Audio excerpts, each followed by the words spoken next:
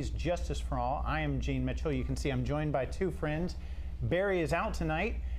You've met my friend Larry Downs over there on the other side, but who you haven't met is my dear friend Nicole DeBono, author Nicole DeBono.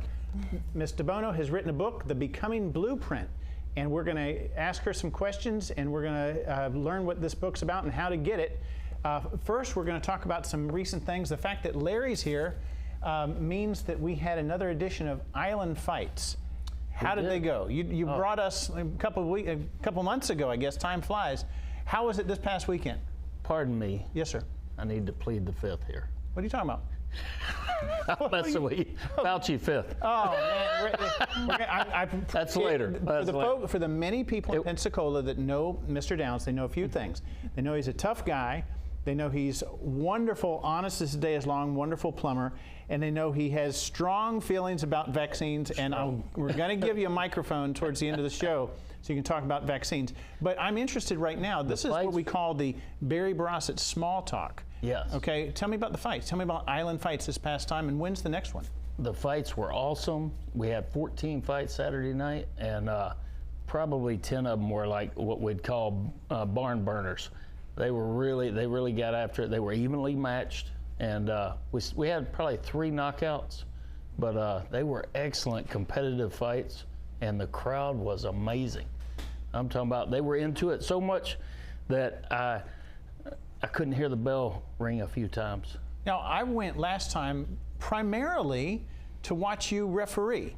Did you referee the other night? Yes, I refereed 8 of the fights. Why not all of the fights, Larry? Because I'm getting too old. Oh, is that the reason? Okay. It's hey, about I refereed the main event too, and by the time I got about half of them done, I told one of you know how we got the VIP tables there. Yes. So the owner of Seville Quarters was there. Okay. And he said, hey, are you going to ref all these? I said, no, I said, I can already feel my hip, my knee, my back. Well, I'll say, and on the one hand, I get to brag about, just like everyone in Pensacola gets to brag about knowing Roy Jones, so I guess I'm a Roy Jones fan. I certainly am. But otherwise, I don't know the first thing about fighting. But when I went and watched that night, largely because I knew my friend Larry Downs was the referee, that made it entertaining. But I appreciated the discipline that all these fighters obviously had. I mean, I think there's one guy from Scotland that had come all the way. Yeah. This is a good show that Pensacola has. When's the next time we're going to have Island Fights? I think one came on that show you were at. I think one came from Hawaii also. Yeah. Yeah, it was pretty cool.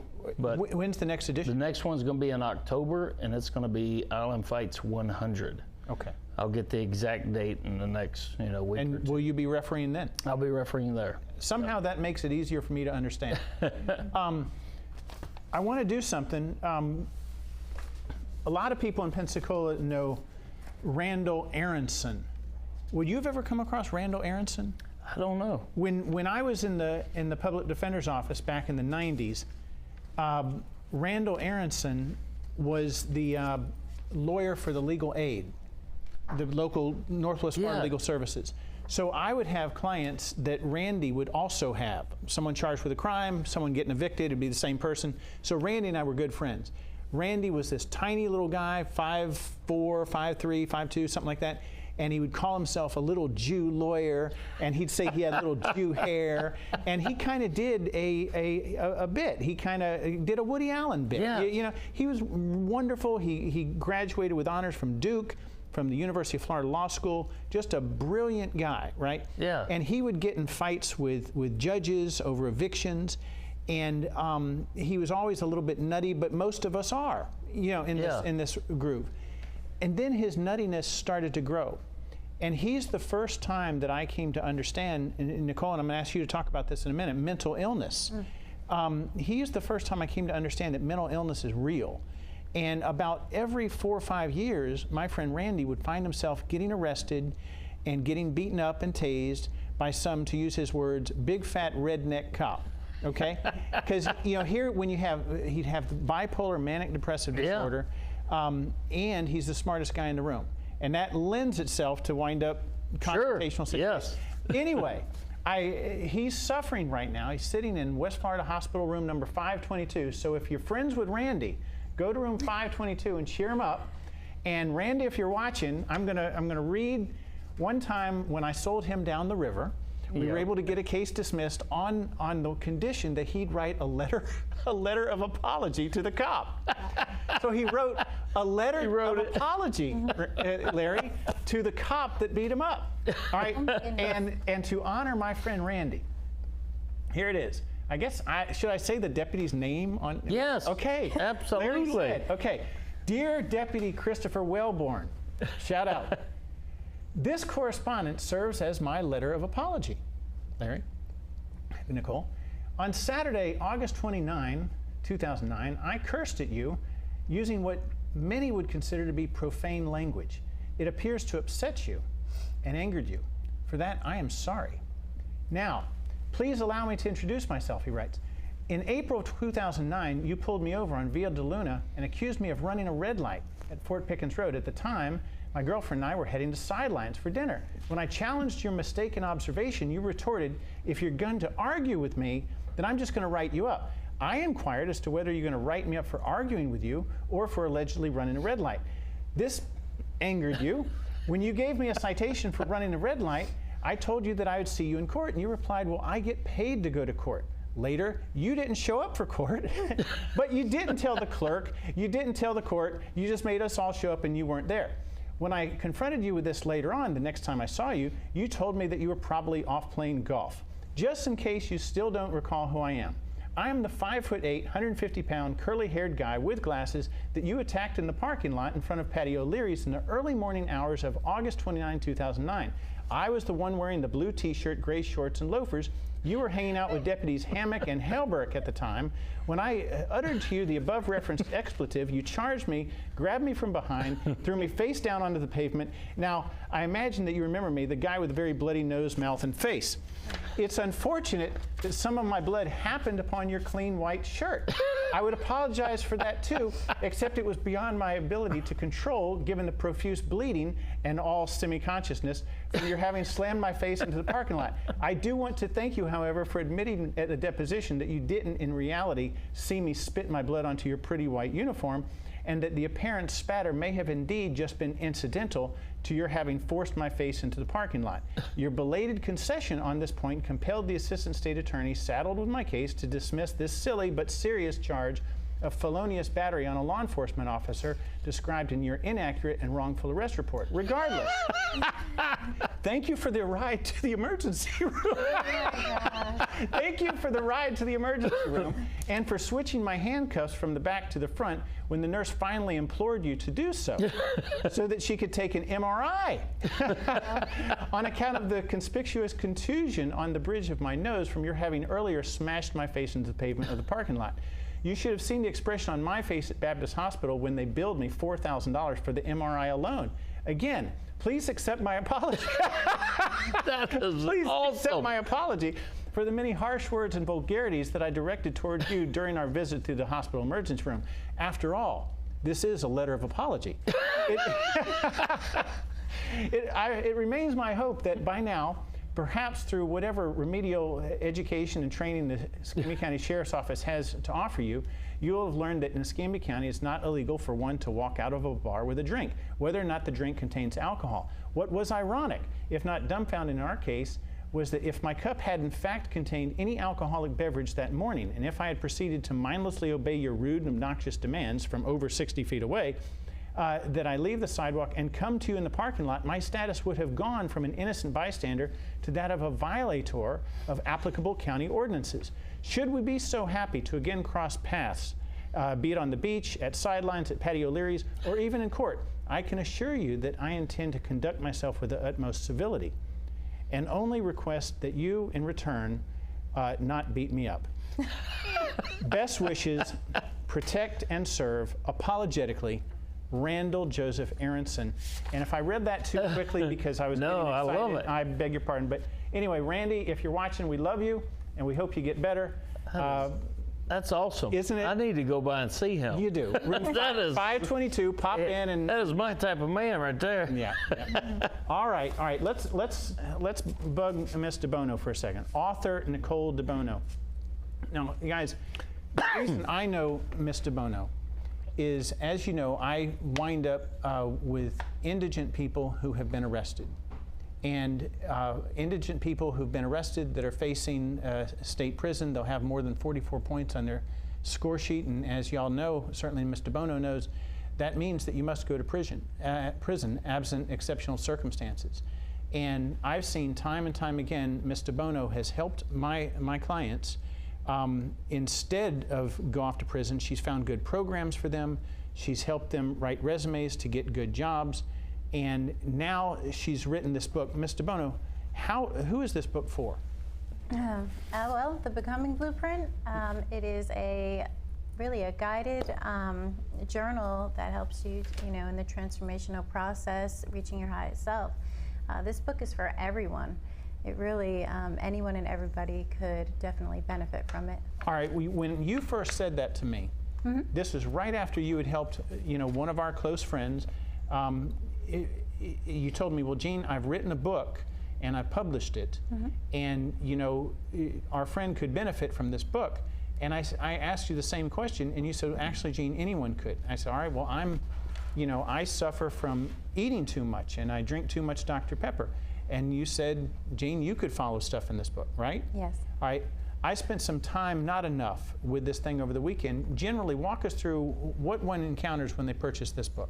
Okay. Well, when you purchase this book, The Becoming Blueprint. Yes, The Becoming Blueprint. What inspired this?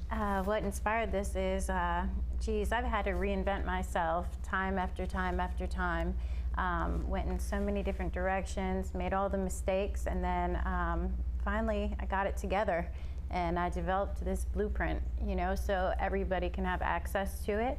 I realized that my story is not just my story, it's so many other stories too. So when you get this book, it's going to take you through a bunch of stages. First, it's the awareness stage, becoming aware of some of the underlying things that we go through.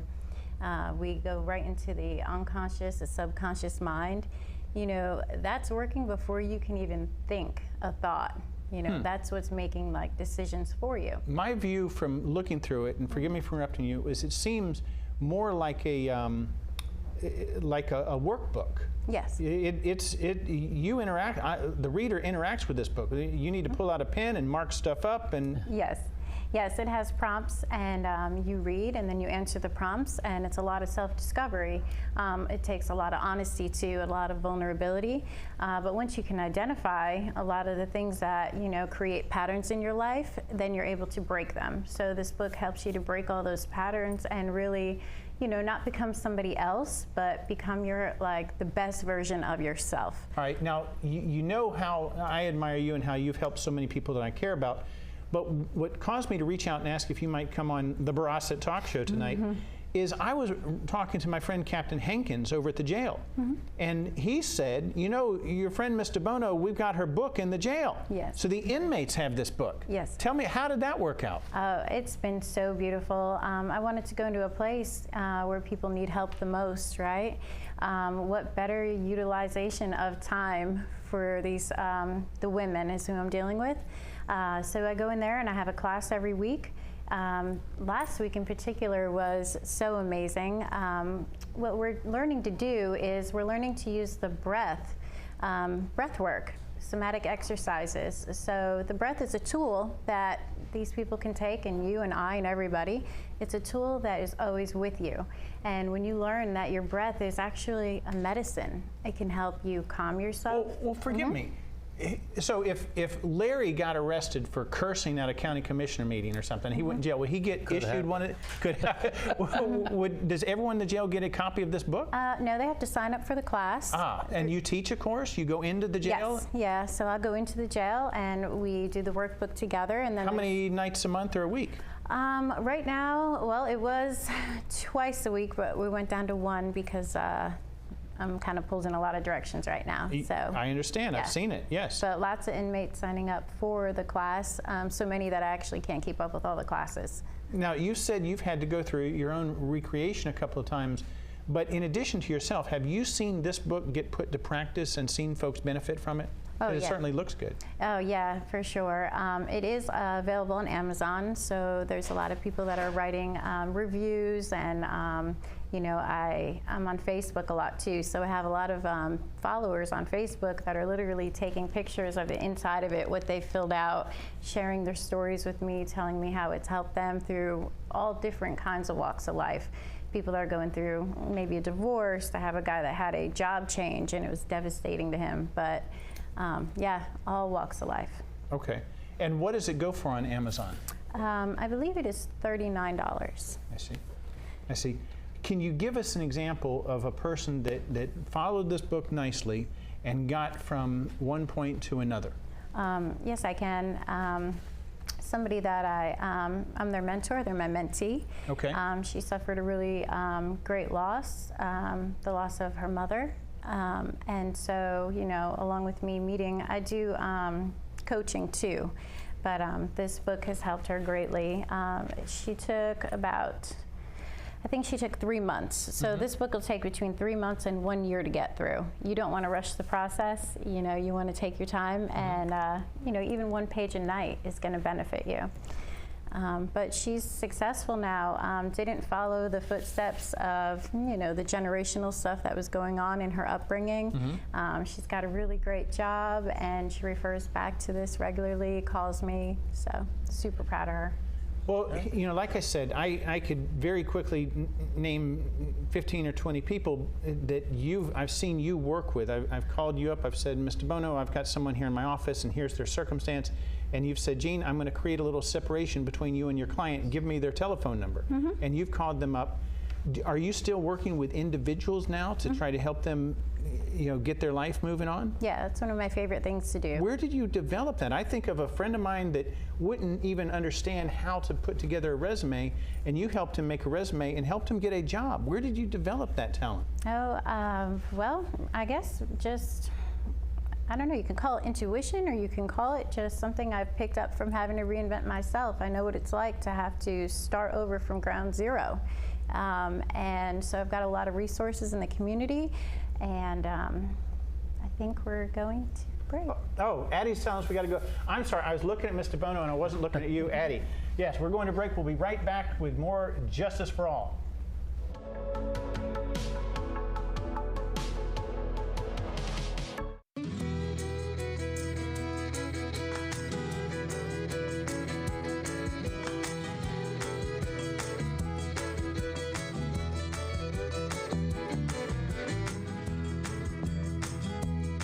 Hi, I'm Kathy Holsworth, Artistic Director at Pensacola Little Theater in the Clark Family Cultural Center. Join me the first Monday of every month at 7 p.m. for the Center Stage, where I get to talk to my friends and your neighbors about all things on PLT stages.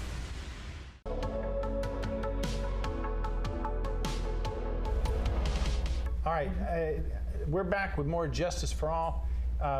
Author Nicole DeBono, the author of The Becoming Blueprint, was just talking with us about a course that she teaches in the jail, which caused me to interrupt. This is a text message that I got from a friend of mine whose son is in jail. Got it yesterday at 5 p.m.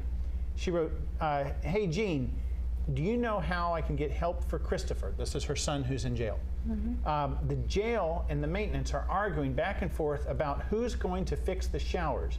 The men on his floor have not had a shower in a week. Have you seen any of this? I mean, do you go on the floors, or where do you go when you go into the jail? I go into their dorms. The dorms? Yeah. Okay, my experience is the dorms have been quite hot recently. Can you? I'm in the new jail, so I'm not sure which jail we're talking about. But okay, no, in all, forgive me, I'm horsing around. But the last time I was in the dorm, in the new jail, it seemed hot as can be. No? All right, very good. She writes, the men haven't had a shower in a week. They don't have toilet paper every day. The water tastes terrible, and the men in the jail are having stomach issues. They write grievances, but they don't receive any answers. All right, I took this message, I screenshotted it, I sent it to County Attorney Allison Rogers, I sent it to Commander Nash, my man at the jail, and I sent it to Chief Powell. And did that, last night around 5 p.m. And today at 3 p.m., the same mother texted me, says, Gene, Christopher has called me. The guards took the men to other pods to get showers. They started this at 7:30 this morning. They all send their thanks. Thank you for your help. The point is that if you have someone you care about that's sitting in the jail and the conditions, I mean, no one's going to think that conditions in the jail are going to be like a Ritz-Carlton or anything, but if you have someone you care about that's in the jail and you feel like the conditions are unacceptable, well, do something about it. You know, reach out to your loved one's attorney, reach out to the county commissioner, the Board of County Commissioners, reach out to Commander Nash at the jail, reach out to Chief William Powell, and do something. Because here, this mom, you know, she reached out to me just because we went to school together, and I send this message, and here within 24 hours, we get a little bit of relief. So attention like fecal matters. Yes. Yes. In the times that, you know, when I go to the jail, and I go almost every day, and I wind up complaining about this or that, and they're tired of it. The folks at the jail are tired. The Board of County Commissioners certainly. You see me crying about the jail and Board of County Commissioners. Yeah, made me want to go up there. Yeah, very good, very good. But when someone like yourself, or say Dr. Ruiz, or someone who's not in my normal world, goes into the jail, and they come out and complain, suddenly that gets some attention. I'm not trying to burn your friendship with Captain Hankins or anybody else, but have you seen anything in your time going to the jail that disturbs you? And if the answer is no, Nicole, that's just fine. Yeah, no, my honest answer right now is no. The dorms I did go to, I'm only in 2 dorms right now. One is an honors dorm, and honestly, they had new huge TVs. They all had headphones that, you know, listened to the TV. There was a vending machine. Well, now Larry's definitely going to want to go. There was a vending machine in there, so they could get cold, like, drinks, sodas and waters. I've never seen nothing like that in a jail, All right, so okay, sorry. Right. Well, kudos to Commander Nash and Chief Powell and Captain Hankins. You know, here's a headline. Did you see this headline the other day? You know Chip Simmons, Sheriff Chip Simmons? Yeah, I campaigned for him. Okay. Twice. Yeah. He's a friend of mine. And if he wasn't a friend of mine, maybe I wouldn't feel comfortable doing this, okay? Yep. We have this, the purpose of this show is to promote conversation. You know, when I was in the Public Defender's Office 100 years ago, one of our chief attorneys was quoted in the newspaper. And he didn't do anything wrong, but he had gotten a verdict. And the newspaper saw him and they said, "Hey, Jay, what are your thoughts?" And his response was, "We're pleased." That's it. That quote from my friend was in the News Journal. Yes. The defense attorney, Jay, said, "We're Yep. pleased." We're pleased. Okay. Yep. All right. Our boss, the elected public defender at the time, Yep. for proper reasons perhaps, took us all in the courthouse law library, in the public defender's office law library. And he said, "I'm making an example out of one of my favorite lawyers, Jay." And he says, "Jay, I'm fining you." And he fined him a few $100. Yeah. The point he was making is, we're going to do our work in the courtroom. We're not going to do it in the newspaper. Right. Okay? Because things can get, you know, misquoted and what have you. Sure. Right. So I thought about that when I saw this headline a couple days ago, where there's my friend, Sheriff Chip Simmons. And the headline is, "Simmons, I don't understand why the state attorney's office dismissed such and such case." You know? Yeah. And, you know, I immediately go to thinking of 10 different times in the past month where my friends who are prosecutors will be saying things like, you know, "We're disappointed that law enforcement arrested someone," or "We're disappointed that law enforcement didn't," you know? And I can certainly think of times where my friends that are criminal defense lawyers have voiced those sort of concerns. But all of this does is it impacts you know, potential jurors. Sure. You know, here, well, law enforcement thinks that this person, you know. Yeah. And Yeah, what do they know that, that we don't? And such a big, bold headline. All of these guys are elected officials. You know, just as Chip Simmons is an elected official, Ginger Bowden Madden is an elected prosecutor. You know, so are we supposed to expect that if she disagrees with Chip Simmons, she should have the big headline?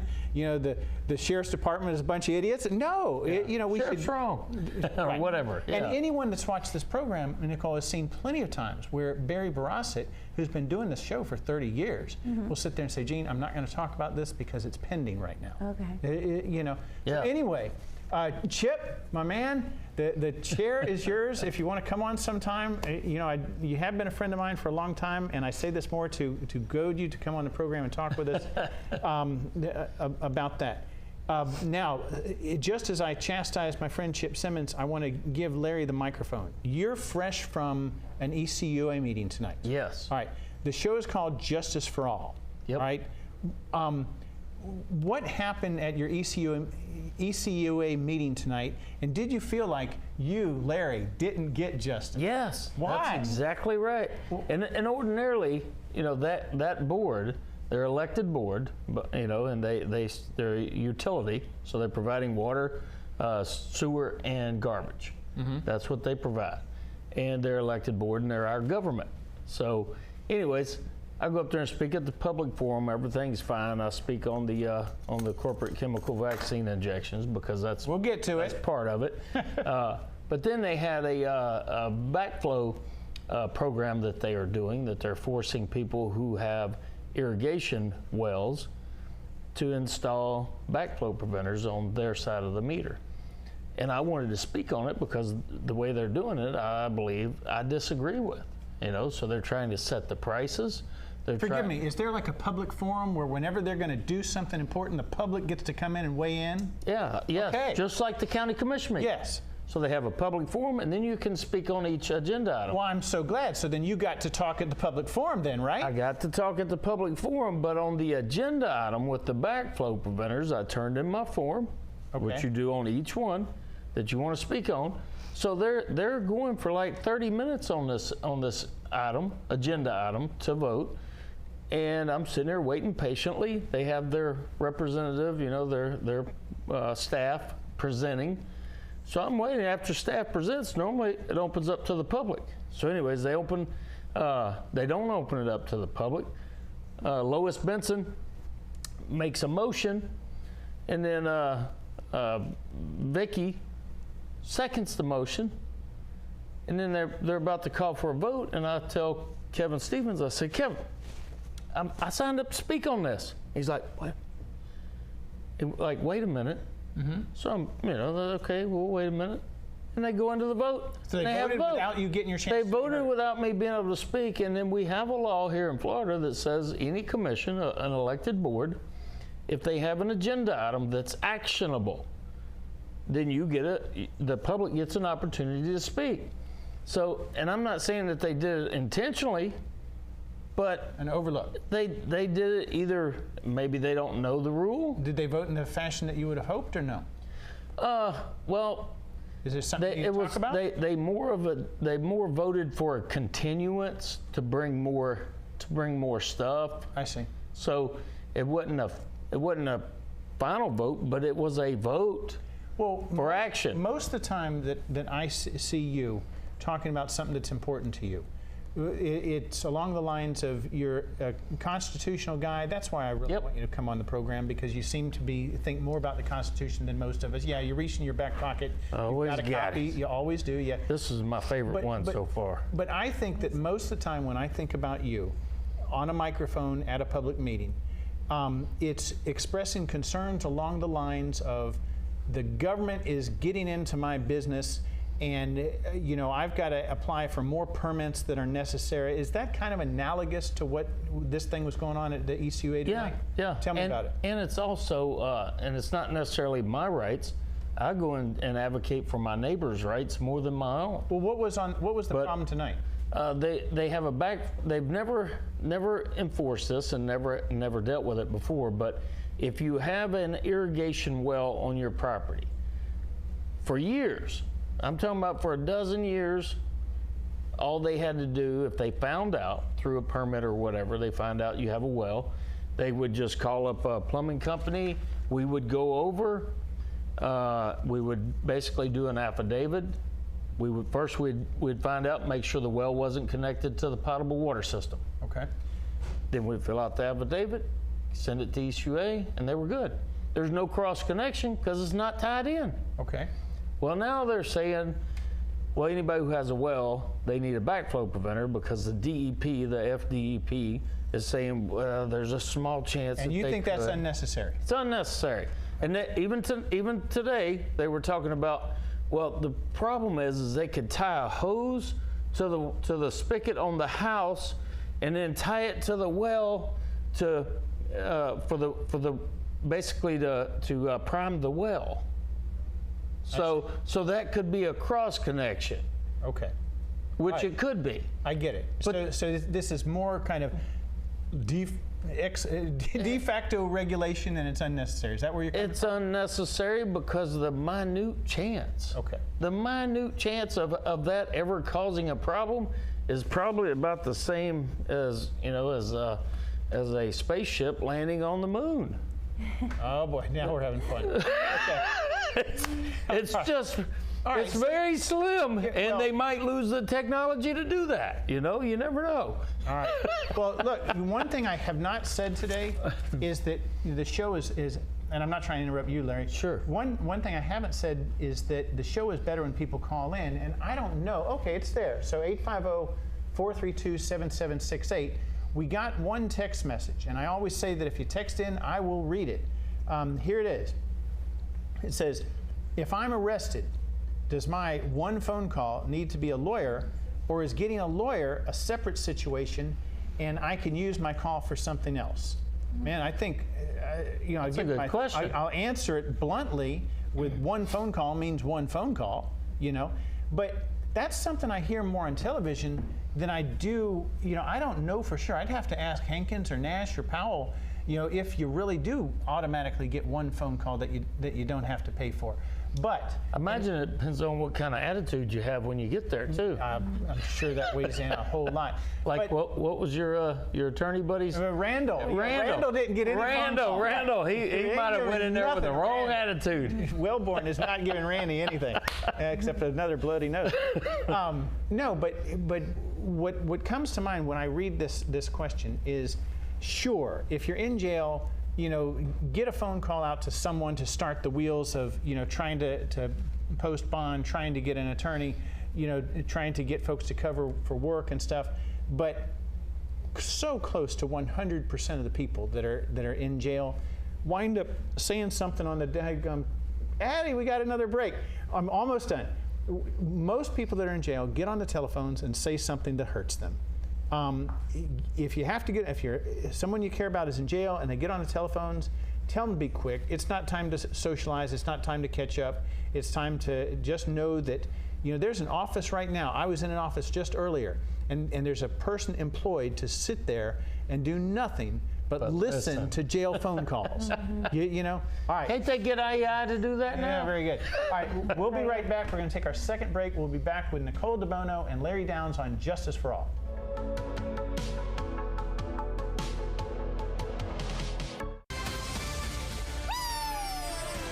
Hey everybody, I'm Eric Bramer. And I'm Charlie Hobart. You can tune in Fridays at 5:30 on Blab TV for Wahoos Weekly, your weekly in-depth look at the Pensacola Blue Wahoos on the field and off. We'll be talking to players and highlighting initiatives in the community that make Pensacola so special. And when the Blue Wahoos are here at home, it leads right into live game coverage from Blue Wahoo Stadium. That's Wahoos Weekly, Fridays at 5:30. On Blab TV.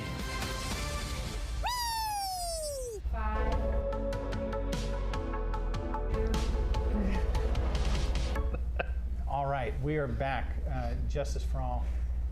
Again, the show is better when you call in. If you have any questions for author Nicole DeBono, who's written The Becoming Blueprint, which, as I see it, in the time I spent with it this past weekend, I see it sort of a coach, a life coach, right there in your hands. It's something that most of the inmates that are interested get a copy of when they're in the jail. And it's written by a person who cares about helping people and helping people get from one spot to the other. On the other hand, most of you guys know my friend Larry Downs. He's fresh from an ECUA meeting, and Island Fights, if you have any questions for him. And of course, if you have any criminal-related questions or law-related questions, please call the program. The number again is 850-432-7768. And if you'd rather not hear your voice on television, you'd like to text us, we will answer your text messages. What do we got? I want to give you an opportunity to talk about this, Larry, because it's important to me also. Did you know this guy, Dr. Fauci? Yeah. Okay. Now I'm laughing because the joke about Larry is he's really, really strong anti-vaccine, and he's very opinionated about it, and he will go on and on and on talking about it, and he means it. But here's what I say, and I want your response. You know, before we had the coronavirus time, I was watching a documentary, and the gist of the documentary was that in our future, we were going to have mRNA vaccines. And another word I'd hear on this documentary was CRISPR. And one of the people featured on this documentary was Dr. Anthony Fauci. And what I learned from watching this documentary back in 2020 was that no other infectious disease-related doctor was as cited as much as Dr. Fauci. He was the authority in our country on infectious disease. And the gist of the documentary was that in our future, using mRNA, we are going to have relief from all diseases. All of them. Sounds great, doesn't sarcasm it? Is better that than sounds irony, so great. Oh. They're going to fix all of our. This is the setup. All of our chronic disease is going to go away. Okay. That came from. All right, I was maybe not being sarcastic. Maybe you're making fun of me. these. Is what's going on. All right. So anyway, I'm the straight guy here. All right. Yep. So I remember seeing this, and then along comes the coronavirus time, and words like pandemic were used. Well, and I'm almost done. Okay. Okay, I promise. I'm going to shut up in like I'm ready to run. 10 seconds. Okay. All right. And so words like pandemic get used. The whole stock market got stopped that day, if you recall that. Frozen. The day the world stopped. It did. And so, everybody was on ventilators and everybody was getting sick and people isolated at home and didn't go to work. And then we get this person put on the television. He was played by Brad Pitt on Saturday Night Live as a tribute. And this was Dr. Anthony Fauci. Yep. And here was Dr. Anthony Fauci talking with us about mRNA. And I can remember saying to myself, and hey, masks, yeah, all right. And I can remember saying to myself, hey, this is the guy, the HIV doctor, that was talking to us on that documentary a couple years ago that was saying that, all of these diseases had a sunset with these mRNA vaccines. And then here they come. All right, now the headlines in the Wall Street Journal and the other articles and the other newspaper periodicals and other pieces of media are that Moderna, the company, has tripled in price over the past week because of asserted success with mRNA vaccines. First thing. Asserted. Almost done. Asserted. Asserted. Okay, I hear you. All right. In lockstep with these articles, you might be aware, Larry, Mr. Bono, that one of Dr. Fauci's assistants, another medical doctor, recently pled guilty in federal court for conspiracy to conceal, okay, because he was saying we're going to do what we're doing using my own. We can't let anybody see our messages. All right. And in lockstep with that, Dr. Fauci asserted his Fifth Amendment privilege over 100 times. Now, that's a whole lot of stuff to talk about, and I've got a whole lot of comments on all of that. And what are your thoughts? I got very little time. I'm going right into it. All right. Oh, God.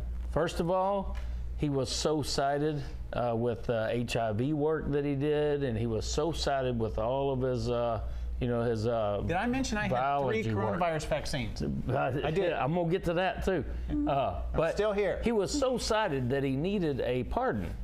He needed a presidential pardon for all the things that he did that were so great. Okay? We got to figure that out. One. Well, he didn't need it. You're not going to say no if someone offers you a pardon, are you, Larry? You probably would. Okay, you would. Absolutely. Okay, I'm sorry. Yeah, absolutely. Yeah, because that makes you look guilty. And why would you need one if you're the best doctor in the world? But hold on. You got Dr. Peter Daszak, EcoHealth Alliance.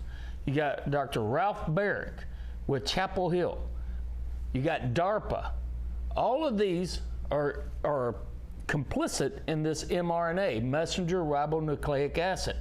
It's a blueprint, so to speak. Hey, she's trying to sell her book. It's a blueprint, so to speak. And I like this right here where it says a step-by-step guide to the awakening, your highest self. The awakening, see? That's what we had during 2020, was an awakening. So we started to do actual research. I started going to get package insert sheets for the mRNA Moderna and the Pfizer. You know, the Comirnaty and the Spikevax. Spikevax is what's called. But they had this right here. This is all you could get all the way up until the end of 2023. What does that say? It says intentionally blank. Intentionally blank. That's how good the product is. And they needed a PrEP Act. They needed a PrEP Act to protect them and protect everybody who gave these out. So they all had immunity.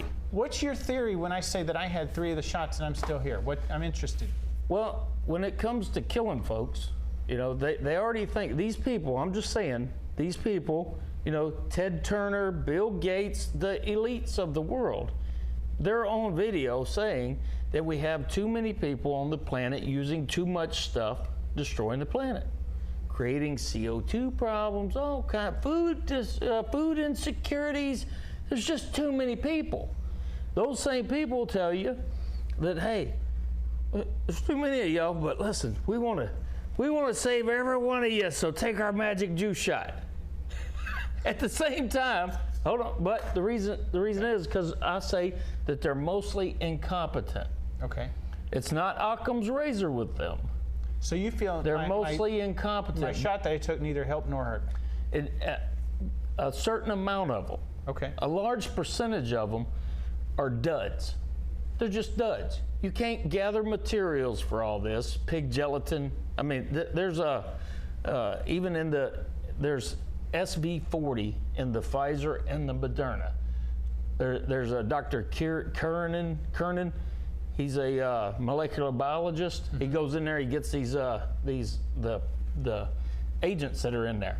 SV40 is simian virus 40, which comes from African green monkeys. It's carcinogenic. It's in them. But when you put all of these components in it, including aborted fetal cells called fragmented human DNA or human albumin. So you put it all in there, bring it from around the world to the manufacturing plant, then they get it in their little syringes, in their little vials. Then they got to transport it sub-zero temperatures. That was the whole thing. If y'all look it up, you'll see.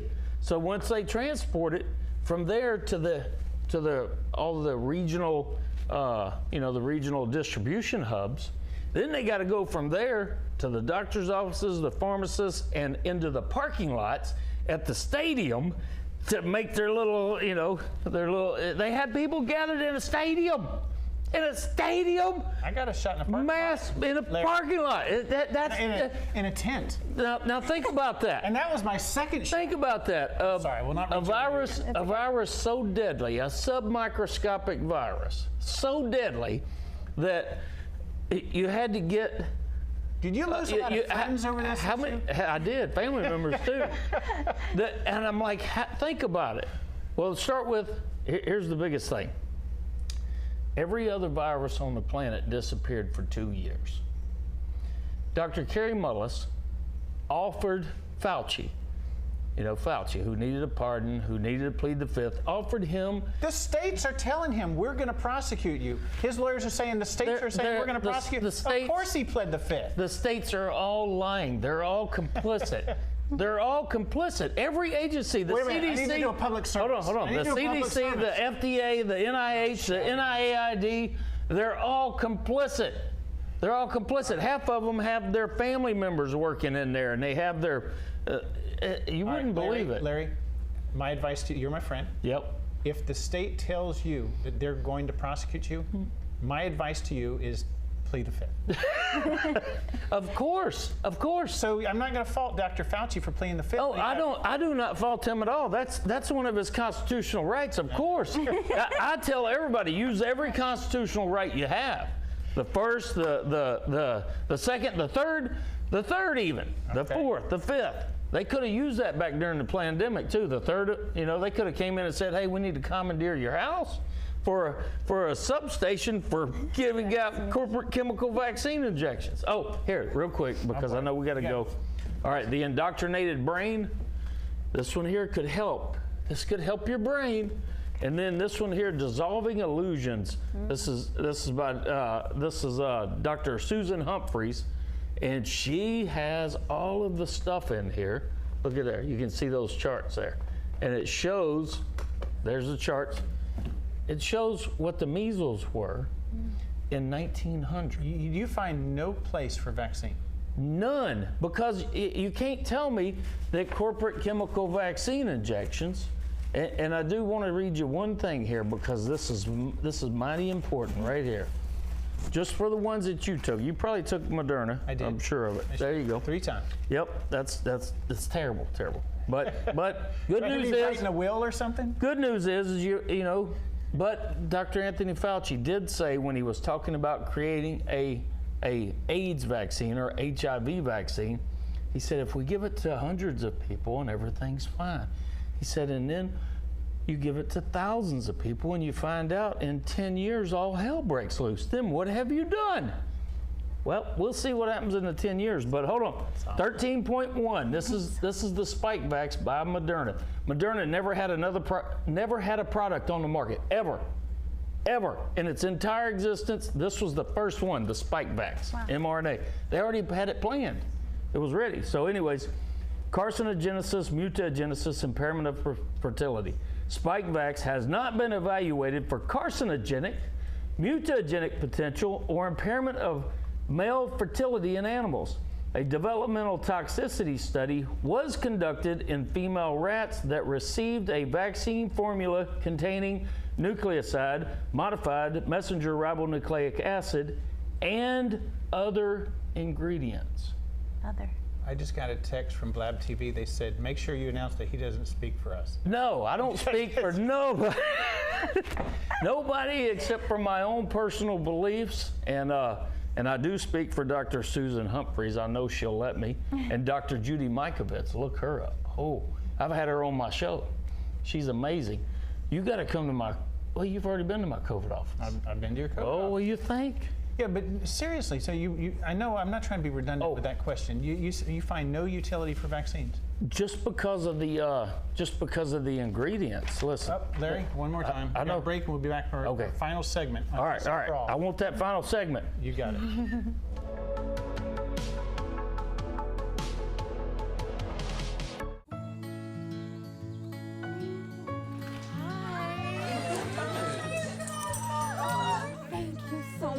Fostering a pet for a friend or neighbor can keep families together. Learn more at petsandpeopletogether.org.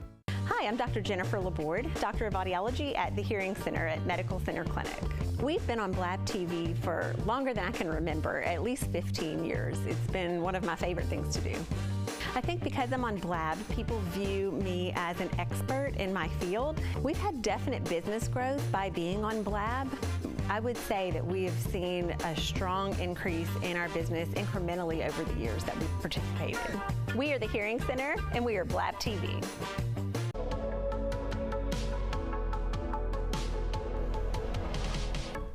We're back for the final segment of Justice for All. If you have a telephone call, if you have a question, either for my friend Larry Downs or author Nicole DeBono, please give us a call or a text. The number is 850-432-7768. Now, what's that question you had? I think that I asked you, and I'll give a peremptory comment because I think you deserve it. Yep. You and I have been friends since I was 18 years old. I'm 57 years old now. Okay. Me too, 57. All right. So I hold you in very high regard, okay? I enjoy hearing you talk about this because I know you spend a whole lot of time on it, right? And I admire your courage because you're taking a position on something that a lot of people disagree with. And you have an entire business. I'm going to go ahead and call your business an empire. You are the finest plumber in Pensacola. You are. And your team is. And so you're standing here and you do it every time you get an opportunity to talk about something that's unpopular, and for that, I do admire you. Thank you. Sorry. Okay, so you see no utility at all for vaccines. And I don't, and the reason is because We've never had more chronic disease we have more chronic disease than ever per capita than ever. Now, you can blame that on a lot of things. You can blame it on carcinogenics and preservatives in food. You can blame it on water. You can blame it on fluoride, hexafluorosilicic acid, although we got that out of the water. Blame it on a barnacle or get bit by a fish. You can blame it on a lot of things. But one thing you can't, they can't do, what is taboo, is to say, could it be? Could it be in these corporate chemical vaccine injections? So let me just read you. This is my executive summary that I gave to the Senate and the State House rep. I know, I'm just showing that it's here. So, number 7, corporate chemical vaccine ingredients list known to be present in most of the childhood and adult vaccinations: gelatin from pigskin, chicken embryo protein, blood from hearts of cow fetuses, aluminum from human blood plasma, albumin from human blood plasma, oil extract from shark livers, protein from caterpillar ovaries, monkey kidney DNA fragments, canine kidney cells, polysorbate 80, potassium chloride, aluminum hydroxide, aluminum phosphate, formaldehyde, mercury, inactive, killed viruses, live activated. So what I'm telling you is how can you, if you had a small child and somebody came up to you in a mechanic uniform and said, hey, you know what's going to be really healthy for you, little child? Some pig gelatin.